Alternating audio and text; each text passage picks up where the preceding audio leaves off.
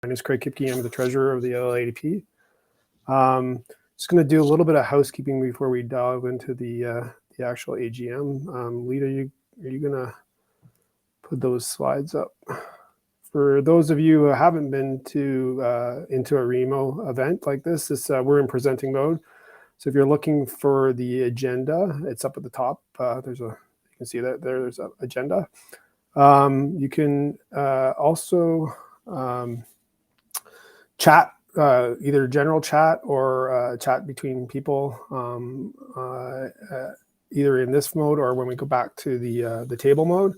If you have any questions, we prefer you ask them in the Q&A section, and you can upvote them from there and everything.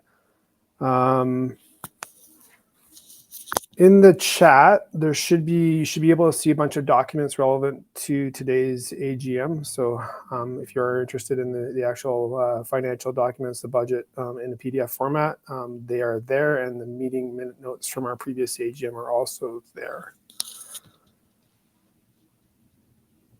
Perfect. So we're just pulling up the slide here. I'm seeing if I missed anything. When we go back during a break, or when we go back into the sort of networking mode, if you want to move tables, you can click on a table and double click, and you can go there. There are some tables marked away if you are going to take a break and you're not interested in having a conversation with anyone. Then we prefer you go to those tables. Yeah, I think that's it for the housekeeping.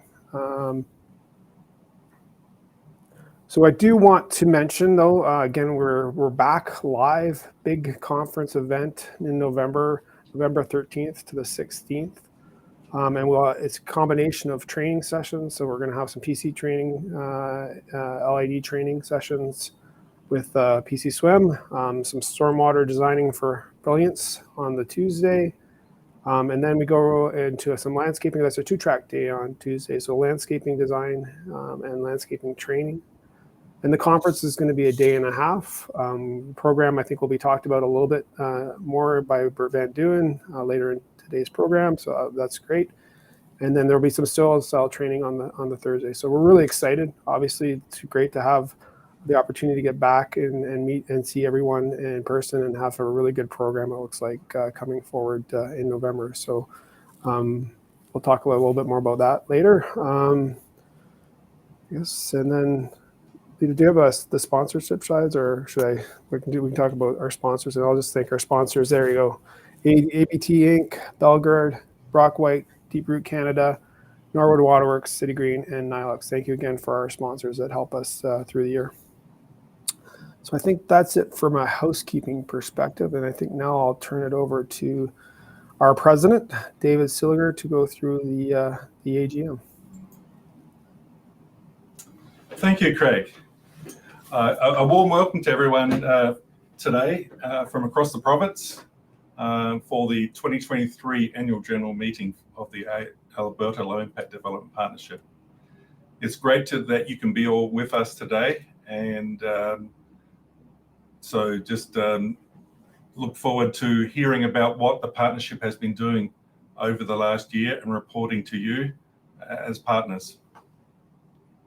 So I call the meeting to order, and I do confirm that we have quorum today for our AGM.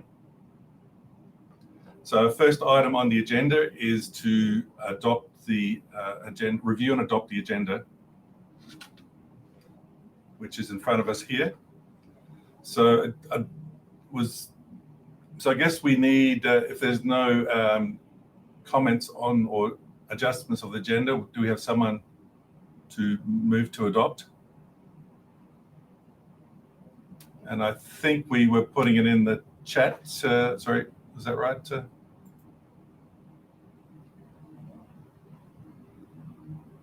General chat, you'll have to put the person, there was a general, can you see the, sorry. Yeah. Oh, here we are. I think So I've moved it, and Josh has moved it also. Okay, got it there. I've got the right one. Okay, and anyone opposed? If not, it's carried. The second item on the agenda is to look at the review and adopt the previous meeting notes. So this was the attendees from that last AGM.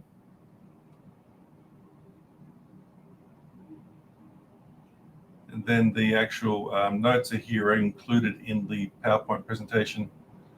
Last year we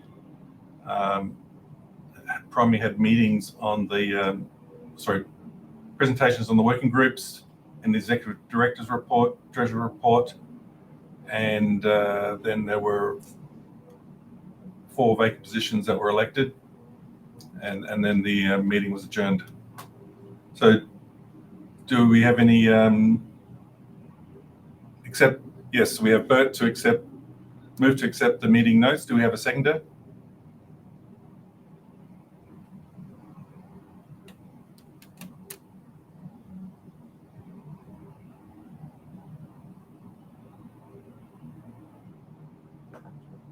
That's Craig. Anyone opposed? It's carried. Now we're moving on to the President's report. And this year I can report to the ALIDP that we've had another successful year, not only in the many projects that we've undertaken as a group or collectively or individually, but also the broad participation by partners in activities, events, and working groups. So firstly, I'd like to thank all the partners from municipal, industry and consultants, non-profits, and the suppliers, and even the individuals for your participation in the ALIDP and supporting it throughout the year. My next slide looks at, it's nearly identical to last year because we've been carrying on with the same sorts of projects and types of communications. And particularly we look at the, and COVID has really allowed us to really communicate more effectively across the province rather than previously we were always meeting, maybe on phone conferences, but it's been a lot more personable. And so that has really allowed us to communicate better. And the working groups have really been quite an active area of our organisation with broad participation. And so there will be reports on each of these, but I would like to thank particularly the chairs of the working group, Bert, Anton, and later Norm Newman, and the committee partners who dedicated their to attend and contribute to these working groups. The Unconference Speaker Series has been very popular with the whole broad range of our partners. I guess to give some examples is we've had a 3-part series on comparing how small stream stability from urban impacts is handled in Edmonton and Calgary. We've had a session on ponds and wetlands, which always has been generated a lot of interest. And we had a range of other topics that has brought different partners and even non-partners to the table. And as you see, a lot of those individuals have come along because they're interested in a topic.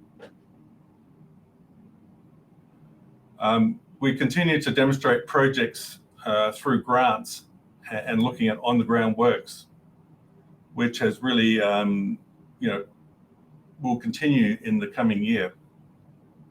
And this gives us a lot to talk about and communicate, which I'll move to the next slide of what we're sort of looking at into the future. With all this information, we're looking at how to collate this information and looking forward to disseminating it, the knowledge and experience that we're gaining,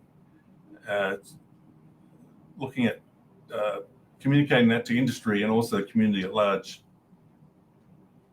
The on-the-ground presence has really continued to expand for the near term. And there's also associated monitoring and research that goes along with some of these projects. So this has enhanced our technical knowledge, as well as there's appreciation of what we're doing and receiving feedback from the community on these projects. Our expertise and reputation has increased our sphere of influence, particularly across the province, various levels of government, municipalities, industry, and even more nationally.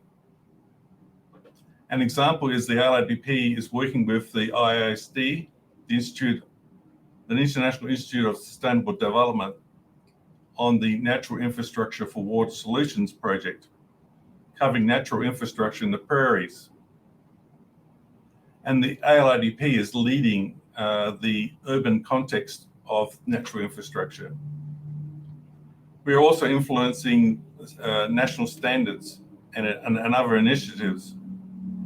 One example is the RAM group, working group has been doing some work on bioretention media, and this will form the basis for a proposed update to the bioretention standard. The ALIDP is gaining national recognition from our local leadership and influence through implementation and interaction with various groups, province, citizens, industry, and I commend you all who's been involved. Lastly, I'd like to thank the dedication of the board and the tireless efforts of our executive director leader for their continued support of the organisation. So thank you.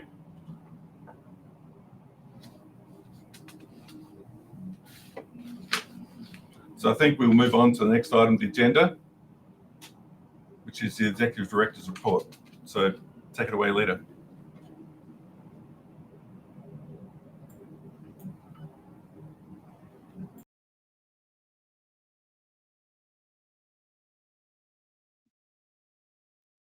Had to come back and turn myself on there. Morning, everyone. Let's pop that presentation back up.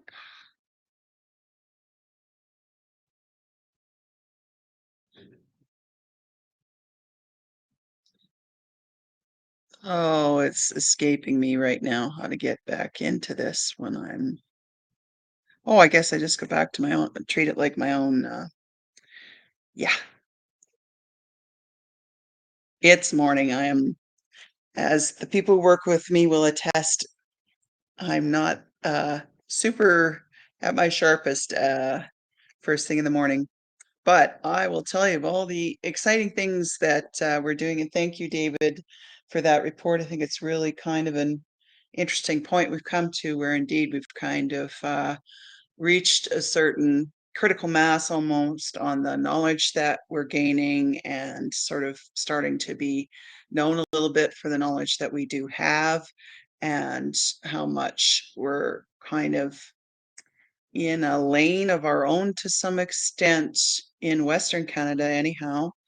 And so that certainly translates into lots and lots of demands on our time and questions about how we can meet those demands. And I know any of you working in climate adaptation or natural infrastructure also have noticed the uptick in general inquiries, sort of as funding becomes available for some of these things. We're all in a bit of a scramble to deal with the changing landscape. So this first slide just sort of shows what I'm up to year over year, number of hours on the left, and kind of group what we do into the administration that keeps the organization running. The services we provide directly to our partners, the working groups, the communications, inquiries from our partners, events, self-explanatory, projects, both internal and external that we take on, and then outreach and collaboration where you can just see this.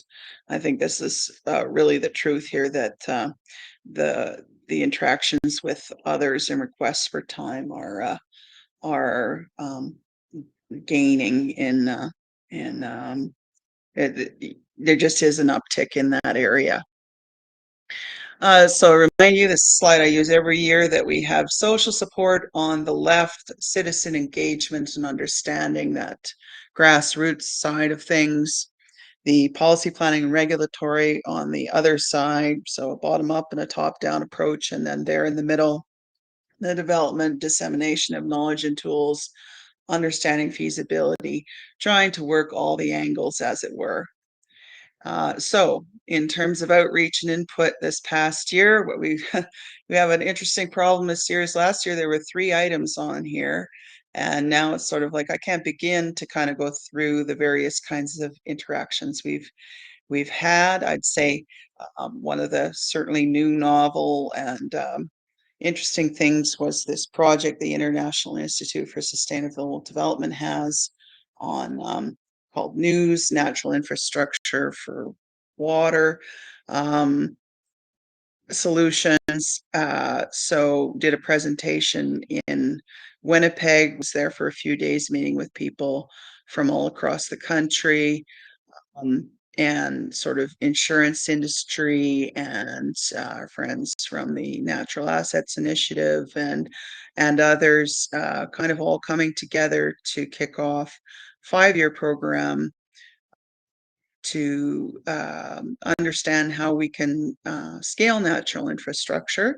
And Anton was there doing a presentation on ponds and wetlands, and just really showing the kind of leadership that we have going on here in Alberta.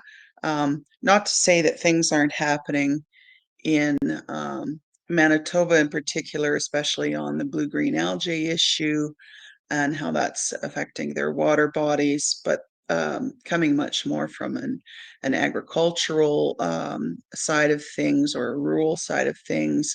And so just makes for an excellent mashup of expertise and interest, and just an exciting thing all around. Our Rainwater for Resilience program under the WRP has been ongoing since 2017, I believe, and that finished at the end of 2022. And so made a little metrics thing to show what all we accomplished through that. We built 8 gardens at community sites, or in the case of Red Deer, in a boulevard. But then it was really what sort of tagged on to those things. It was the 2 research initiatives that were added onto it. All the data that we were able to collect and are continuing to go forward and collect through. Now, City of Calgary has picked up funding some of that work. The stewards that we're beginning to equip, and the invaluable feedback we get about how these practices play out for citizens, what they think about them. We initiated the development of the Resilient Landscaping website to house the case studies and the plant lists and the findings from this program, and everything we've done to date that can then be rolled out in the future to citizens, and hopefully through municipalities and programs that they want to um, initiate in the future. We created 7 jobs. Well, we didn't create it. The province created it through us, and in the end, in fact, at these sites, the 30 to 60-minute summer thunderstorms are managed, and so it's a step in the series to get us to full-on implementation. In terms of projects, again, quite a few different things, can't go through them all, but one thing we did manage to get going that was a bit unanticipated is we received some adaptation resiliency training funding to develop the lot level water balance calculator. That student, well, I guess recent graduate, did end up taking a quote unquote real job with industry and left us early, but we were able to do enough scoping to kind of see our way clear to what that can look like. And we've been told we'll get someone again this fall. So that, where we thought was still a little bit of a future thing has become present reality, and we'll talk about that more in the future. Leica workshops, that's up in the Bonnyville area, talking to municipalities there, and also citizens working with cows and fish on that. And, lots of little goodies. Very proud of the rain garden education sort of package that's coming along. This coloration kind of shows you that we've accomplished sort of these green things, and this is sort of what we see that we have left to do. We've got some videos, we've got signage here. You can see the new signage that's just this spring going in at the community sites. The branding sort of resilient landscaping, encompassing rain gardens, deeper topsoil, minor depressions that don't have maybe a contributing area coming into them, but still provide additional storage capacity, especially in big storms, naturalization, the use of native plants, the links with the co-benefits, social benefits, the environmental benefits, and it really is resonating with people when we talk to them. It doesn't, the elevator speech seems to work. We did develop the rain garden design and construction demystified course for a pilot with the Calgary Horticultural Society, which I'm from that feedback of that sort of pilot run, realizing that it probably needs to be a bit longer course, but so refining that. But we do have that first run in the can, and we will be pushing that out starting this winter to the communities where the landscaping projects have implemented. Clean Runoff Action Guide was just updated and will reside on the Resilient Landscaping website. It's there now. Not sure how functional the website is yet, but in theory it's there. And then ultimately kind of taking our time a little bit, holding back a little bit on doing the landscaping industry certified rain garden designer and installer program, just to make sure that we have got enough sort of experience under our belt to know what to tell people for different contexts and applications. But we'll certainly be looking for that in the near future. And as I mentioned, resilientlandscaping.ca, last year we said we don't know how we're going to get there. We had no money at the time. We were able to do some work through WRP and directly with funding from the ALIDP to bring it along to a point where it's live, but there's virtually nothing on it. So it's a matter now kind of populating it, doing some of the website stuff, making responses stuff. But anyhow, intend to get there this year with it to be something that is functional and that we can add more case studies and experience of people to as we go. So the inspiration being the case studies, the techniques being all the different things we can do, from green roofs to rainwater harvesting to rain gardens, the array of tools, the plants curated lists for different contexts, resources, the Clean Runoff Action Guide, suppliers, installers, other agencies working in the space, and the calculator, the home for the lot level water balance calculator, which ties to the Clean Runoff Action Guide, and seeing that as for communities that are implementing, particularly we're seeing for the communities impacted by blue-green algae blooms, them wanting to get onto some volume control for that purpose. So at the time when land would come up for development or redevelopment, perhaps just on the individual parcel scale, that they would have part of the approvals be to have, whatever level of control that's agreed on being applied as part of the development permit process.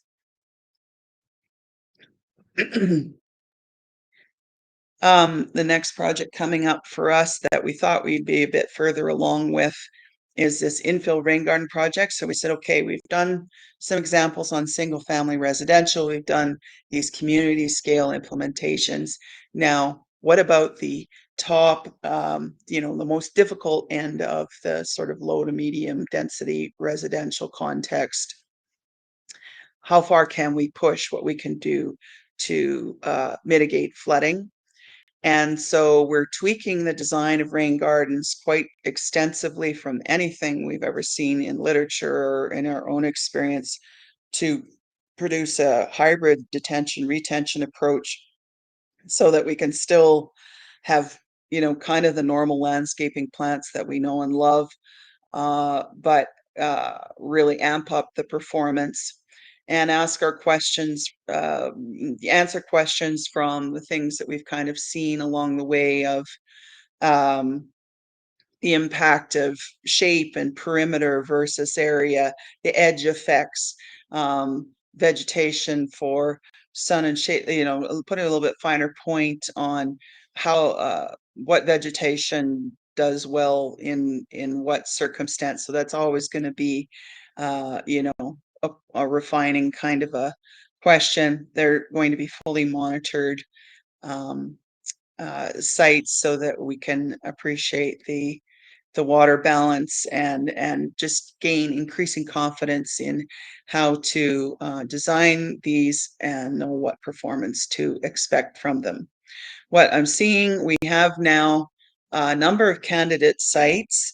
They all have opportunities for sure, but it's sort of the grading is such an important aspect of it. Like, it's often a very tight grading problem as much as anything, and so just working through some novel solutions for all these different things where there's swales on the side and all the drainage is being forced to the front. Oh no, it's all got to go to the back. Oh, it has to all be tied to the system, seasonal disconnect, all these different um, sort of things raised out of the ground in the ground. So just many, many aspects to consider for this project.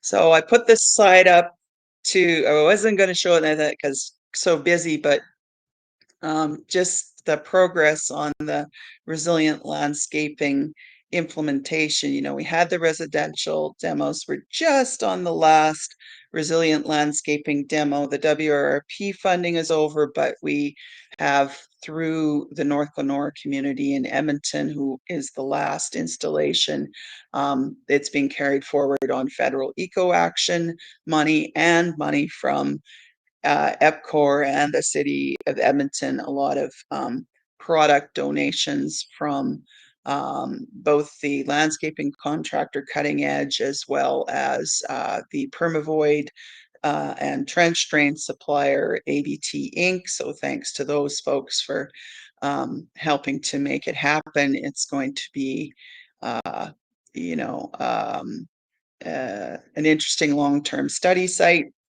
So we can't quite get off the edge of that community hub implementation.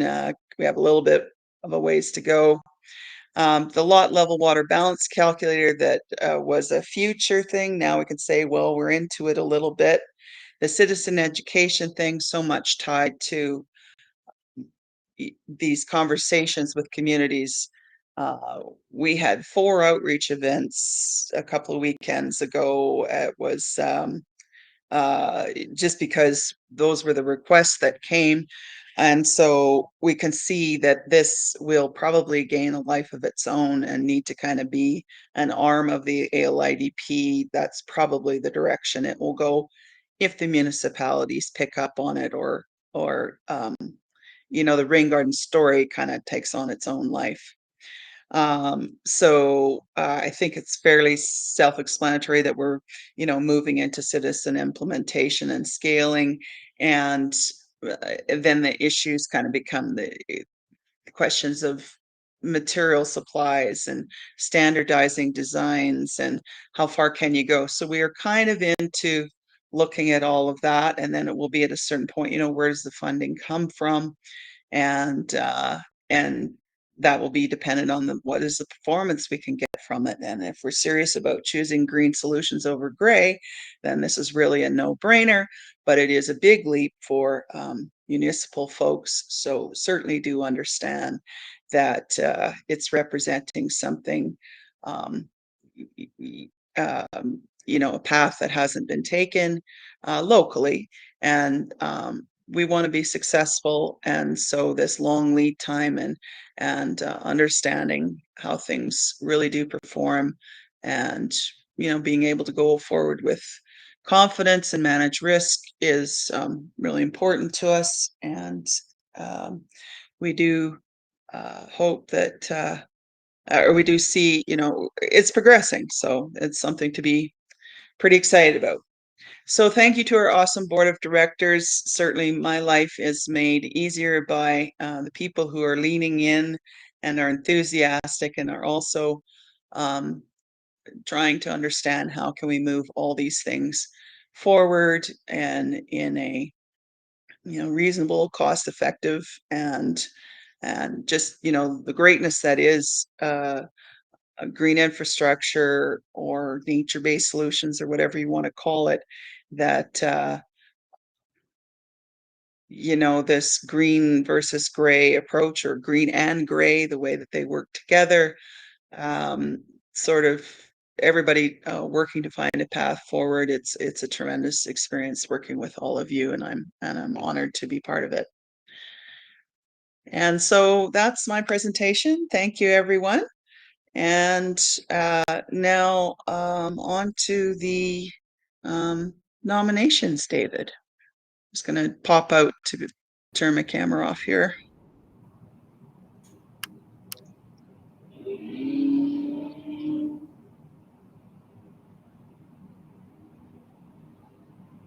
Thank you, Leda, and everyone else for your report. So next on the agenda is the call for nominations for the board of directors, and so I guess firstly there are 5 positions open, and there are incumbents that are happy to continue again, as you see here in front of us. Yes, so Craig John Helder from Edmonton, Mary Quinlan from the City of Calgary, myself, and Josh Maxwell from Edmonton with WSP. So in proceeding with this, there are 5 positions. However, we will still call for anyone else who would like to participate. If there is anyone that does call, I'll give 3 calls, then we'll need to have an election. Otherwise, it'll be acclaimed directly. So I'll give the first call for nominations from the floor for a director. I'll give a second call for nominations from the floor.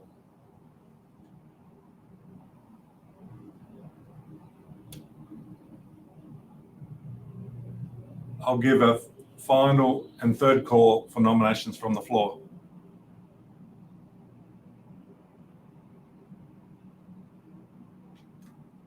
If no nominations are forthcoming, I declare the 5 incumbents re-elected by acclamation.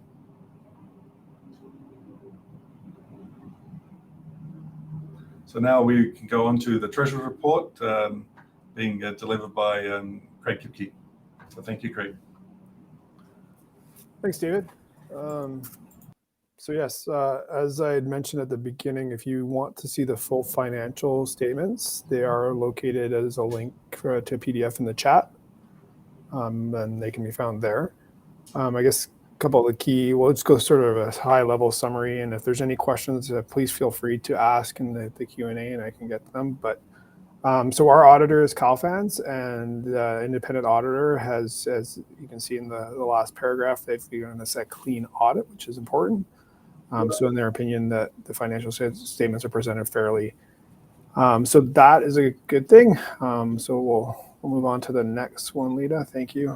So this is our financial statement.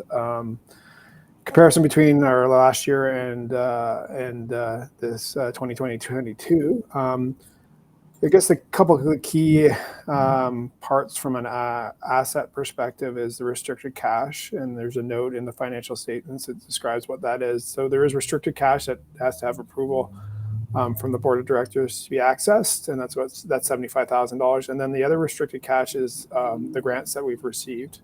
So you can see that comparison between last year and 2021 and 2022. There's a significant more, and so that's a grant that we've gotten over that period.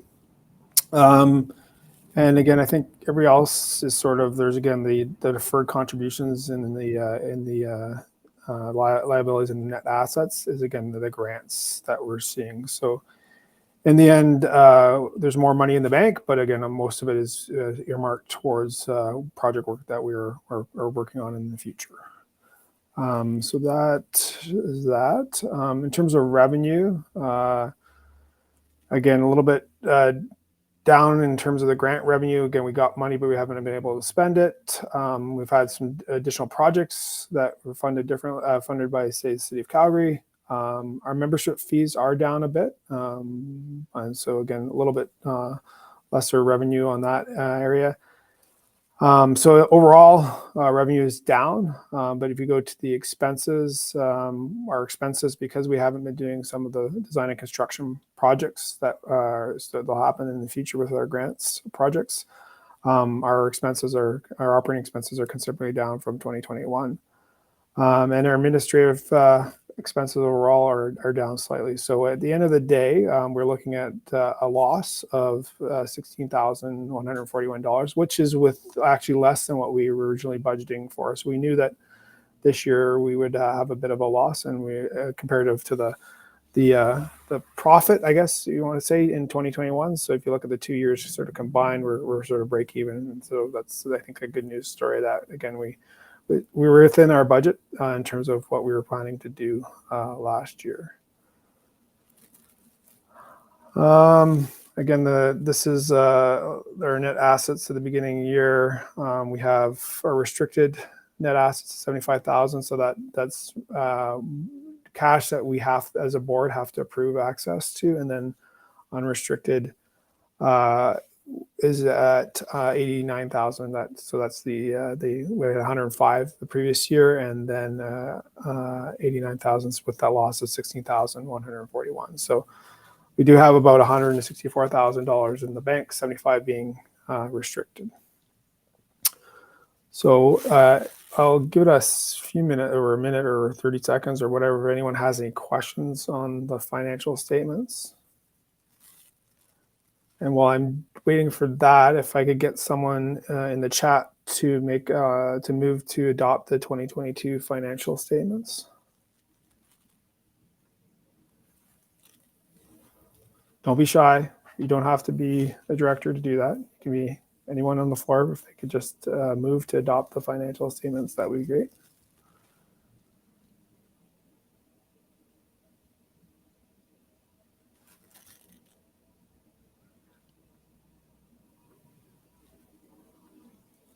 Perfect. I've got Amy and I've got Jim. And if anyone is opposed to that motion.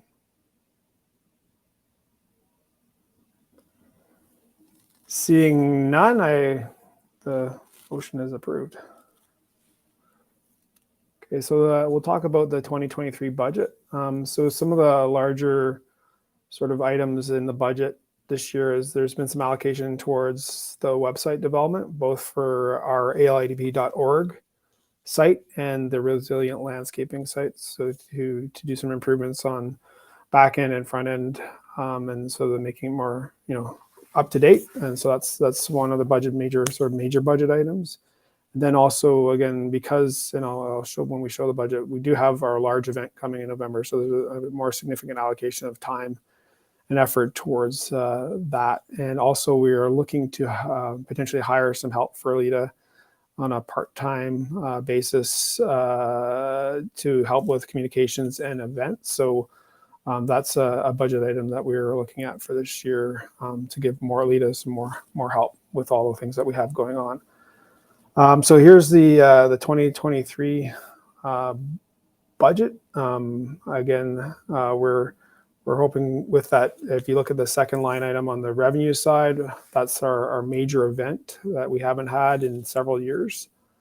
So we're looking considerable revenue generation from that event. We'll see some more revenue generated from our grant projects. And then when we go to expenses, our expenses will be up slightly on the operating side. And then also from administrative side, we're again, with the potential with a part-time hire, we'll see some more expenses on the administrative side. So in the end, the budget is looking at a profit this year of about $22,000, which again, a lot to do with having an in-person event that generates quite a bit of revenue for the organization. So that helps sustain our operations. So again, if anyone has any questions about the 2023 budget, please go ahead and ask them in the Q&A. And while I'm waiting for any questions, if I could get a motion to adopt the 2023 budget in the chat.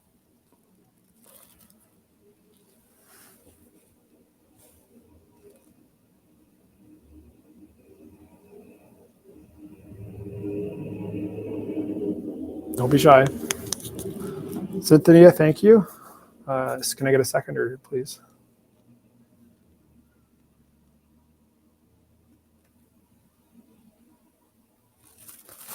Oh, Amy, you got in there just before Norm. Thank you, both of you. But yeah, anyone opposed to that motion?